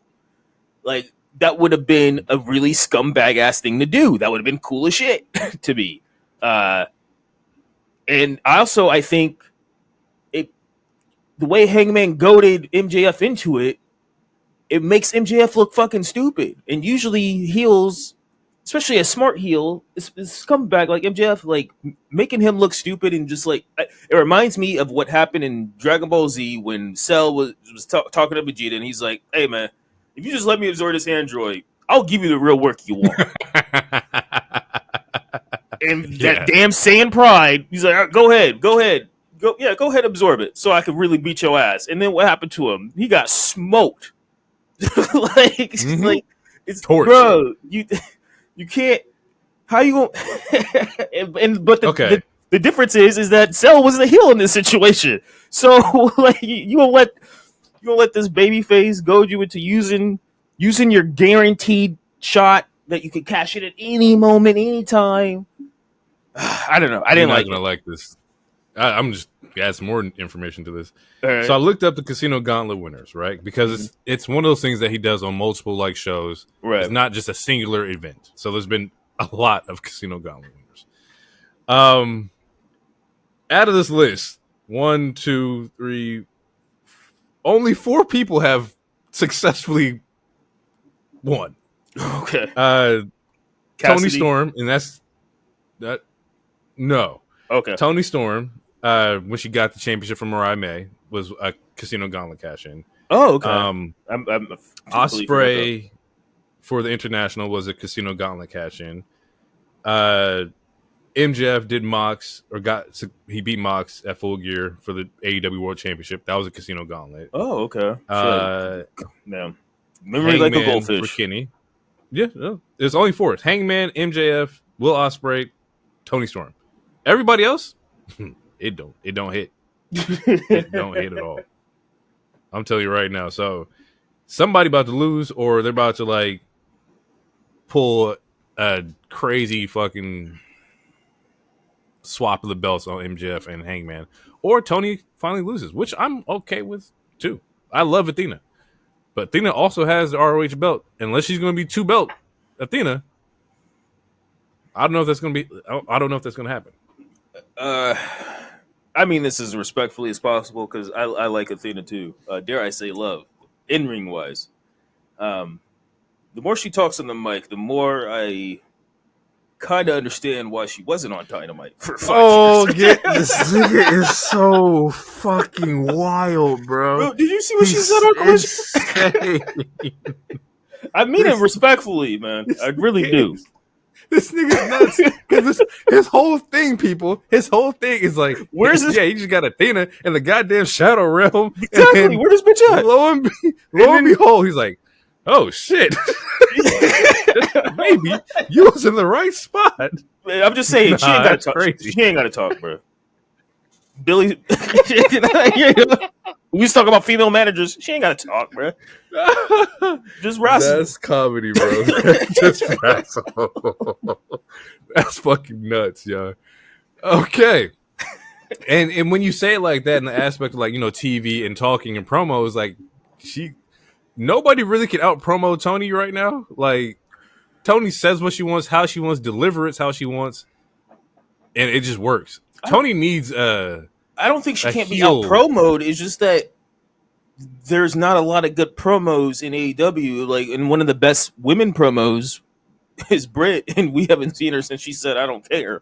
So like, but then the in ring ain't fully there with the dentist. Obviously, Athena is one of the best women talent and just talent in general. Like Athena in ring is absolutely amazing. I meant it. Nice. I meant no disrespect. It was a joke, but also at the same time, to me, a lot of her mic work is kind of cringe. I don't know. It's cringe to me. Like it makes me shiver sometimes. Like why are you yelling on the mic? Like why are you yelling at me like that? And I think a lot of that works in ROH, but when you see it on like the TV and like on cable live, it's like,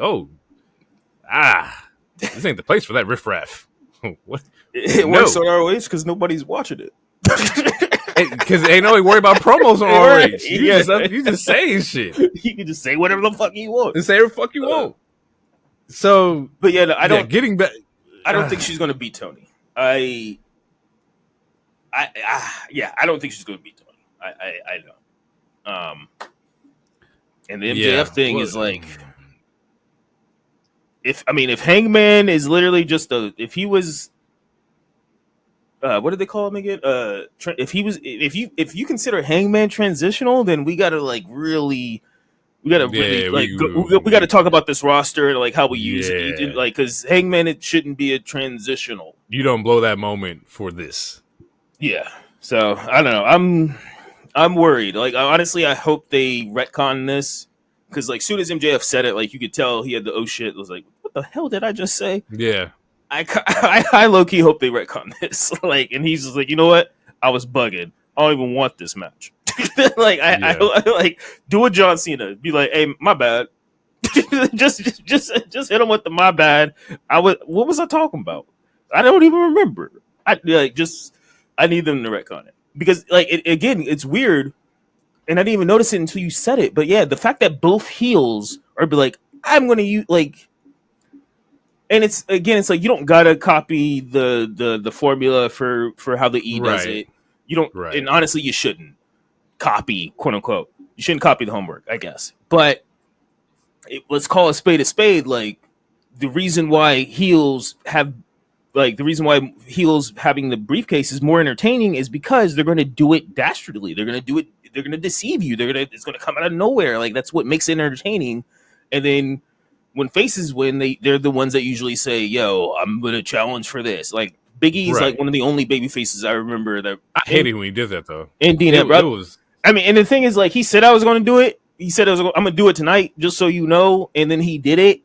But to me, that's still better than be like, all right, I'm going to cash this in on April 26th at this show, Right. and I'm going to meet you there. Like, and having it both kills heels the do it. surprise element. Yeah, and just have like and having both of them do it at the same show, same year. Yeah, We're flushing early. We're flushing both really early. Right. Yeah, so we'll see Forbidden Door, MJF, Hangman. We'll see what happens there. Mox has the first matchup in Cincinnati, hometown. Has a nice match with Kevin Knight. I actually enjoy Kevin Knight a lot. I think Kevin Knight, he's a star, man. That boy got it. But this sets up more Death Rider shenanigans. I do like Darby putting niggas in body bags. Okay, first of all, he's putting a bunch of nerds in body. He's putting Willa Yuta in a body bag. All right, it's working. That's not a hard feat. No, I mean it's fine because it's Willa Yuta. And the way Wheeler's selling it is great. He pop out the body bag like gasping for air and shit. Like, oh my god! The first time he had a fucking sign on his head that said "Forbidden Door." So I'm enjoying Wheeler in the body bags. Bro, nerding him up, treating him like a nerd. Yeah, he's getting packed up by Darby is crazy. But this sets up. This was very more shenanigans. There was a lot going on. This whole thing was very convoluted. If you can break it down, because I can break it down, but no, I want you to break it down. Mox is running from Darby, right? Because Darby's coming after him. That's the whole premise of their beef right there. Darby, however, is putting Wheeler in a body bag to get to Mox. All his messages is to Mox via Darby or Yuta in a body bag. Claudio ends up coming out the same match, puts Darby in body bag, swings this motherfucker on his neck, tosses him to the ground. That was a fun spot. I was sports entertained by that. Very dangerous. And he did it with no hands. Pause. Whoa, that sounds crazy. Look, no hands. No, I don't dance. I went Roscoe. I went Flocka. I think I deserve a chance.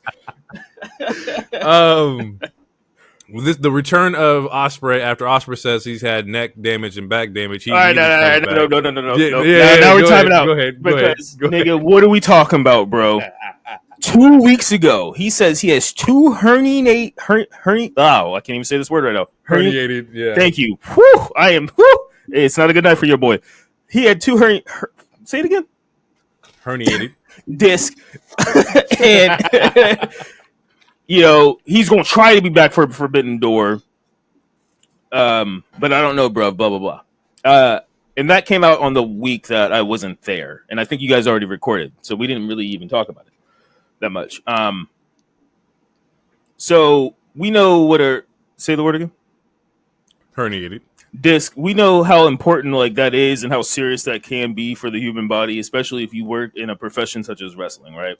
So in normal people's eyes, we're like, all right, he's saying he might be back in 3 weeks, but we know that's not like a really 3 week off type of injury, right? Mm-hmm. So I'm not expecting to see him. He comes out, he saves Darby Allin, and then he literally does what he did when him and Swerve just recently teamed up. He sets this tag match. Darby wants a 1v1. This random guy saves me. We never teamed up before. He saves me, and he's like, you know what, bro? I got an idea. Why don't you get some of your friends? I'll get some of my friends, and we'll have a lights out cage match. Let's go, O2, bro. Yeah. And I'm like, you want a cage match? You're not even supposed to be here. And not only that, how you gonna rope me into a cage match I don't even want to be in? I want to box this nigga 1-on-1. I want a cage match. Everybody, it's very similar to what he did with Swerve with the Young Bucks. He's like, yeah, let's just team. And it's also very similar to what Punk did with LA Knight, where he's like, all right, let's have a tag match. LA's like, you don't speak for me. Let's have a tag match. And it's like, why are you speaking for me? I just got out of a body bag. I'm trying to kill this dude. I set another. I don't. Do I really need your help? I set people on fire before. I hit somebody with a bus before. You're gonna just rope me into a cage match? A cage match that you probably shouldn't really be in. No, not with the herniated. If we were going off injury, kayfabe, and that's if it's real, right? So this brings me back to the Karrion Kross conversation that we had. Was this a work? Because if this was a work, yes. So then what's the point of working us for 2 weeks? Like, what do we get? What do you get out of it? Because the O2 thing, that's essentially a home game for him. So whether he was announced to be at Forbidden Door 2 weeks ago versus him saying that he's going to be at Forbidden Door this week, the same amount of tickets more than likely would have sold, because again, it's a home match for Ospreay. So what was the purpose of the work? Like, why? He's been on the poster for Forbidden Door for like 6 months now. Of course, when they announced he's been there, we knew that he was going to be there. But it was like, I don't know. Like, if you just wanted a break, just take the break. We don't need the promo for you to be like, oh, I'm injured. Like, just take the 2 week break. Yeah, I'm cool. You had a whole promo saying you got fucked up disc. This was also touched on in the same episode too, because Renee asked him like, hey, like, you said you had herniated disc and how are you doing? And he like, pauses off, like, he doesn't ask her, he doesn't tell her directly, but then the next question or next phrase he says is that, tell your husband I want to see him. And I'm like, well, you want to see Mox next week and you fucked up right now? That's the last person you want to see. And also, again, like, I don't want to delve into it. I don't want to go on a tangent. But last thing, like, similar to what we were talking about, Sammy, like switching shows. How many times on this show have we talked about, like, you say you're this company, man. You say you're all AEW. Why aren't you going after the Death Riders? Why aren't you going after? You wait until Moxley doesn't have the fucking title to finally go after Moxley. What sense does that make? Yeah. The EVPs were a bigger threat than Death Riders, in his world. And then another thing that upsets me is that it's so essentially, because there's multiple people in this match. It's going to be some of the Death Riders versus Will, Darby. He says he's going to call some people. Fast forward, you get was it Tanahashi? We get a couple new, I think we're getting the Golden Lovers. So Kenny's going to come back, right? So that's where we get our New Japan and infusion in. And then on the Death Rider side, he talks to the Young Bucks reluctantly. Gabe Kidd is going to show up, which that's very confusing as well, because Gabe Kidd said he was injured and he dropped out of the G1, which people were upset about, just for him to go to Forbidden Door like a couple weeks later. That should be talked about, not on this episode, maybe next week. Like, that doesn't make any sense. Yeah, but so when we were talking about, like, is this a work or is this not a work, when it comes to Karrion Kross, as far as Ospreay goes, I don't think this is a work. Because, again, what would be the purpose of this work? Why take, like you said, why take 2, like, you can take 2 weeks, you're Ospreay, you can take 2 weeks off. Mm-hmm. You took a week off when Assassin's Creed came out. Let's keep it a buck. He wanted to play Assassin's Creed. He took a week off because of Assassin's Creed.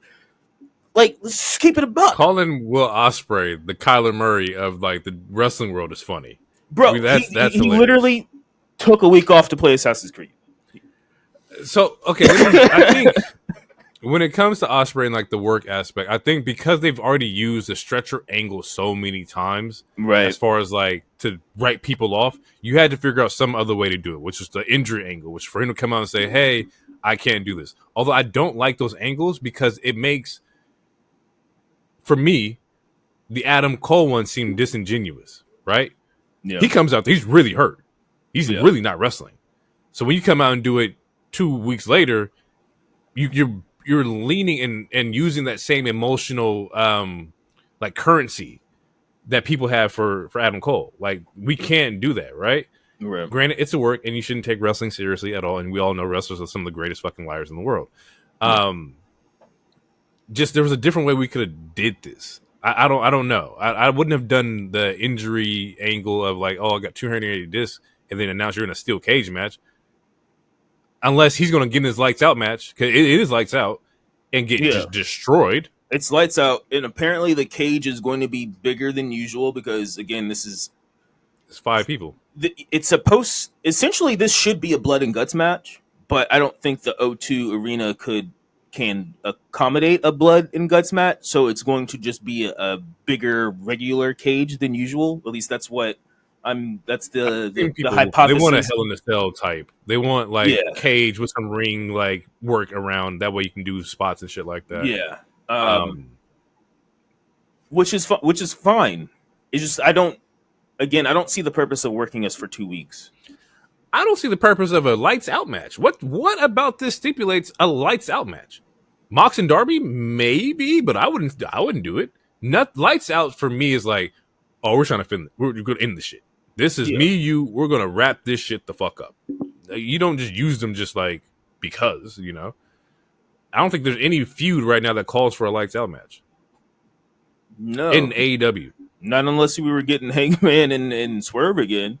Which also, if Ospreay, you're working a cage match again, a lights out cage match with a say the word, herniated disc, and on the same show we have a storyline where Swerve knee hurts.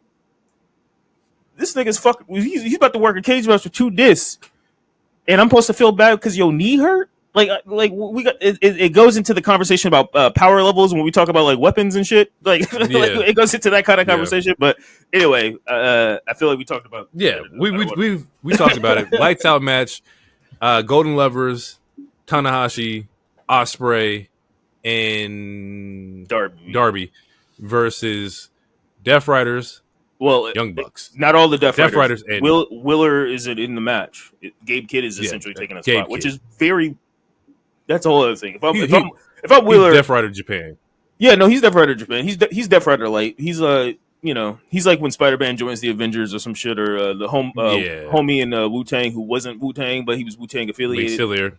Right. Yeah, it's just again you just. And if I was Willer, I would feel some type of way too. I'm taking these bumps, and I'm not in these matches. I just got put in a body bag. You say I can't get my lick back? Twice. Nah, bro. Yeah. So we got a lights out cage match scheduled for Forbidden Door. We got a nice tag team match. Real quick. Because I don't know this. Is Marina in this match? No. Okay. Because I was going to say, if she is, then who is the opposition? But if she's not, she will be a part of the match. It's lights out. There would be some Marina action. Yeah. And the opposition of Marina has been Willow, but they're doing something with her and Stat.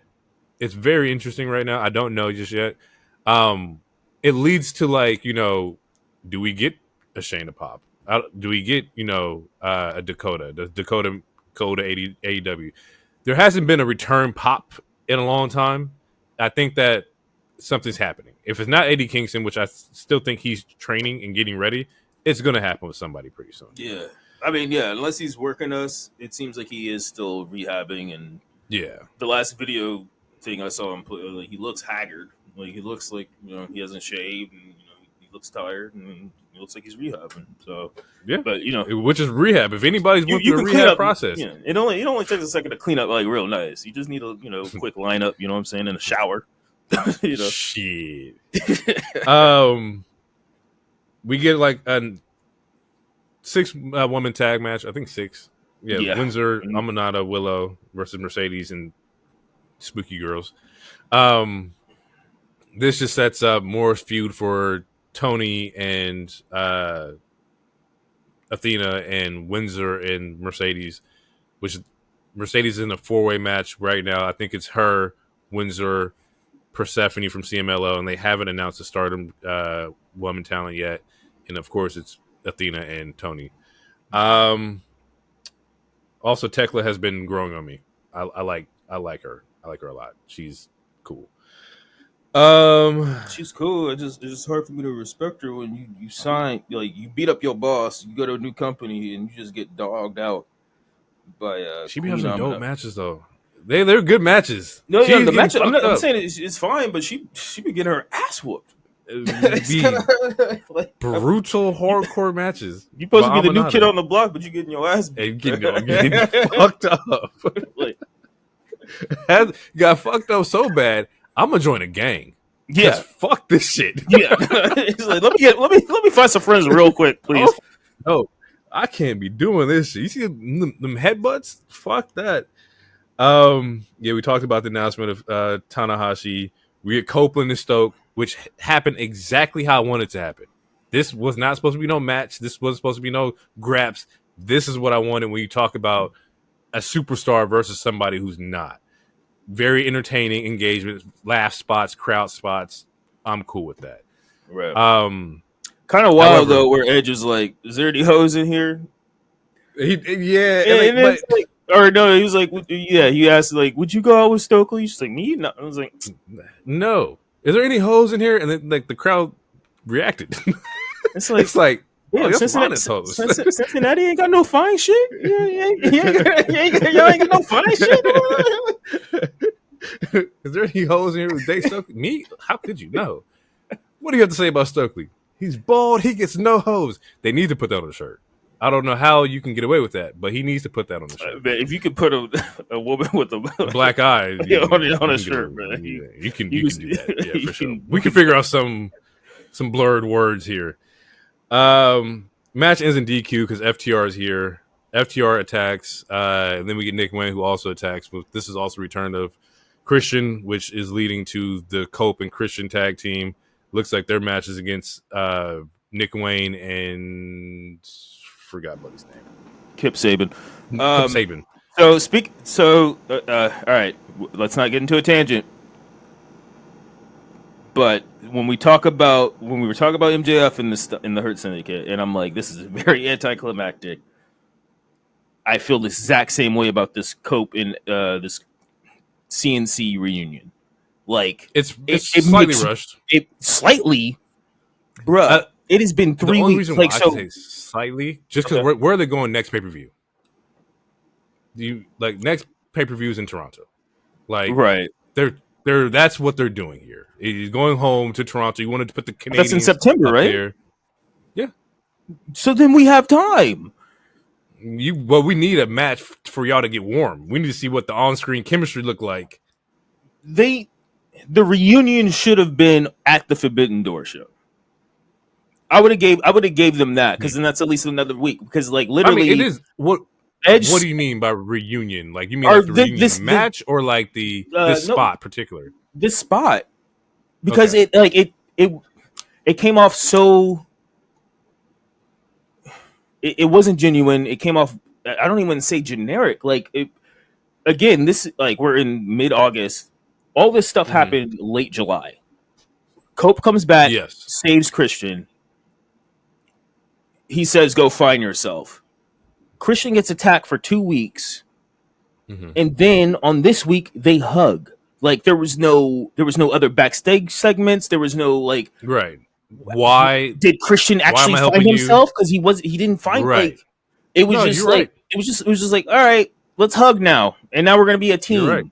And it doesn't make any goddamn sense. And they're both vets, and they know this. Edge is a damn actor. Storytelling to a degree. I don't know. Again, it's upsetting. They're both vets. They both have been in long-term booking before and storytelling before. This just seems like not enough time, and once again, rushing for the Toronto show, which I get, but also we could have pushed this out a little bit further. They don't have to be on the Toronto show. Y'all gonna go to Canada again at some point. But also rushing the timetable of Cope talking about this is last year he's going to be ending it soon.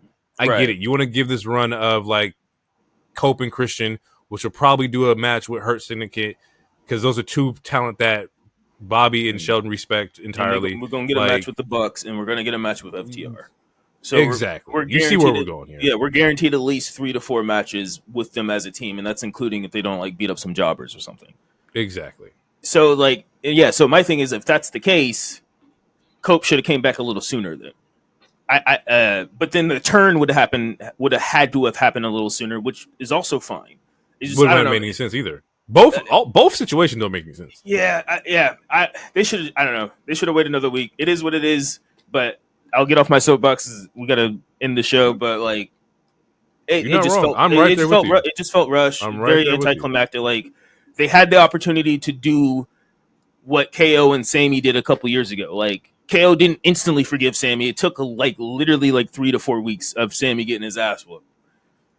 They didn't even talk. Yeah. These And, they didn't even talk. and mind you, we're also supposed to focus on this FTR beef, right? But it's still Nick Wayne and Kip Sabian. Right. We haven't dealt with them, and it's kind of like I feel like it's a disservice to them.